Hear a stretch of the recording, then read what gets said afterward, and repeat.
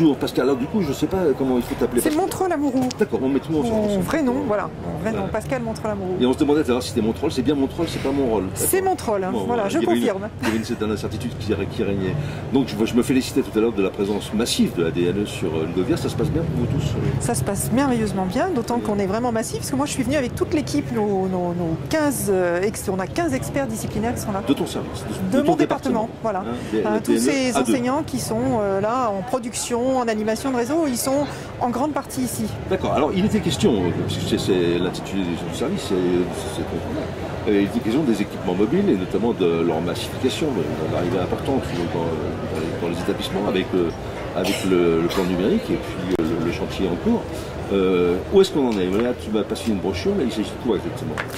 On s'est dit qu'avec ce plan numérique qui se déployait, on allait avoir beaucoup d'enseignants qui allaient effectivement faire classe avec des élèves équipés d'équipements mobiles et eux-mêmes équipés d'équipements mobiles et qu'il fallait les aider. Alors, il est vrai que dans toutes les académies, on a eu cette même démarche et on s'est dit notre rôle, nous au ministère, c'est d'arriver à organiser toutes ces ressources, en faire ressortir une dizaine qui soient vraiment emblématiques de l'utilisation des équipements mobiles, tout en croisant avec les nouveaux programmes du collège et du cycle 3 notamment, oui, pour leur donner quelques idées simples avec les conditions de mise en œuvre et puis des exemples dans toutes les disciplines qui leur permettent d'arriver. On a souhaité ne pas être exhaustif et d'aller vers une dizaine de fiches, voilà, ce qui nous permet de mettre en valeur aussi les académies.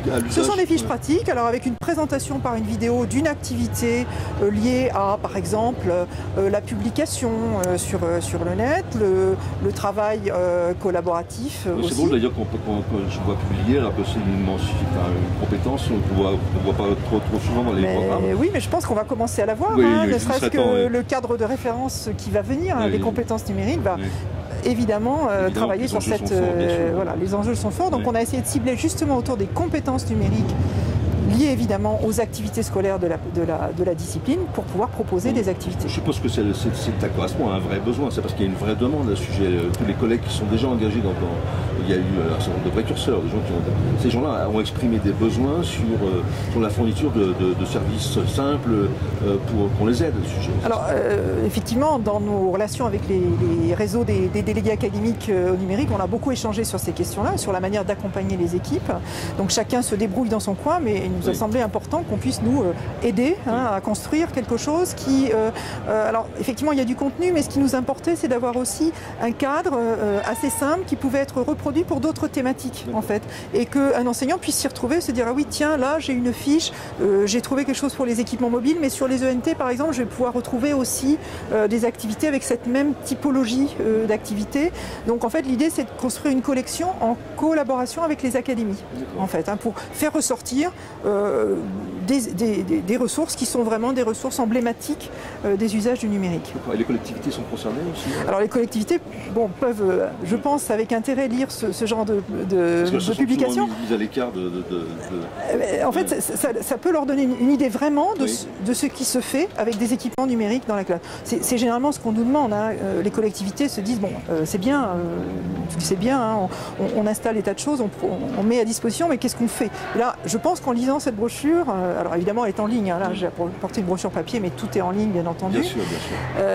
Eh bien, une collectivité va bien comprendre, et pas forcément segmenter par discipline, mais comprendre aussi qu'un équipement, eh bien, c'est dans différentes disciplines utilisé pour développer des compétences qui sont celles qui sont présentées en typologie. D'accord, une question peut-être pour terminer, parce que c'est une question qui a éveillé en moi les interrogations hier sur la table ronde sur laquelle tu étais. Comment, alors je ne vais pas demander une réponse définitive parce que je sens bien que c'est compliqué. Comment régler cette schizophrénie dans laquelle se trouvent la plupart des cadres qui doivent effectivement faire avancer tous ces sujets qui sont extrêmement importants parce qu'ils sont au cœur de l'école numérique telle qu'on la conçoit tous. Et puis le rappel de la loi, le rappel de la réglementation qui est souvent appliquée d'une manière extrêmement stricte et sévère un peu partout, on sait bien.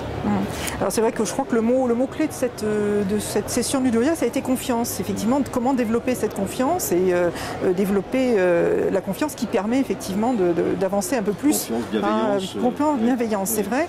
Alors du côté des cadres, l'ADNE mène un travail en parallèle du travail mené avec les enseignants, qui est un travail d'acculturation effectivement des cadres. Alors les cadres ont des référents numériques et il est important aussi que les référents numériques trouvent leur place de conseiller dans les établissements et que cette confiance aussi s'établisse entre le référent numérique et le chef d'établissement, même si ce n'est jamais suffisant, il faudrait davantage de personnes, mais ça a été dit et redit, je pense qu'il faut que les cadres comprennent quels sont les enjeux et puissent faire des choix éclairés. Les services de vie scolaire. On n'a pas, par exemple, de réseaux nationaux de vie scolaire. Je pense en créer un parce que je pense que c'est extrêmement important. On est dans les disciplines, certes, mais il faut qu'au niveau de la vie scolaire, on ait des CPE qui soient très au fait et qui puissent être vraiment des conseillers en termes, effectivement, d'utilisation éclairée du numérique. Et je pense que ça peut accompagner le chef d'établissement qui a besoin. C'est très difficile de prendre des décisions, effectivement. C'est un enjeu fort pour eux juridique, en premier lieu. Il y en a quelques-uns qui ont pris des initiatives heureuses. Absolument, absolument. Mais cette acculturation est importante, cette réflexion, et puis l'accompagnement avec une équipe, notamment le CPE, et je suis contente que tu le mentionnes parce que c'est vraiment en ce moment une préoccupation importante. Je pense que le numérique, il est partout, il est hors de la classe et il faut que ça soit accompagné effectivement. Et c'est un des pilotes avec le référent numérique, le documentaliste, le CPE, à mon avis, c'est une personne importante. Enfin, voilà. Merci beaucoup Pascal. Merci, c'était important de présenter ce travail. Et bonne fin du Ludoria. Merci, ça se présente bien.